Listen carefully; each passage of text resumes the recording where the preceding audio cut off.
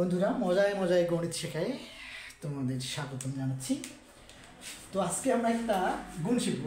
এটা মূলত হচ্ছে এইটার ক্ষেত্রেই যেটা গুণটা নিয়ম, এটা মূলত এই 9 নিয়েই শুধু এই গুণটা, অন্য কোনো রুল এখানে প্রয়োগ করা যাবে না। যদি আমরা একই সংখ্যক 9 গুণ করি, যতগুলো 9 গুণ করি গুণ করা লাগে, আমরা এই নিয়ম ফলো করলে খুব সহজেই দ্রুত বের করতে পারবো। দেখো খুব মজা। এখানে আমরা কি করব, যদি এই যে 9 আছে এখান থেকে আমরা শুধু 1 বিয়োগ করেই গুণ করতে পারবো। দেখো এই সংখ্যাগুলো থেকে 1 বিয়োগ করেই একবারে গুণ করবো।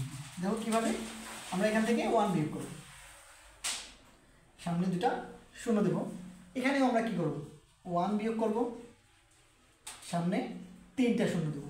বিয়োগ করেই আমরা একবারে অ্যান্সার লিখব। দেখো কীভাবে হবে, এটা বিয়োগ করার পর কত হয় 9, 9 থেকে এক পাত্রে কত হয় 8, তারপরে কত 9 এর 9, 9 এর 9।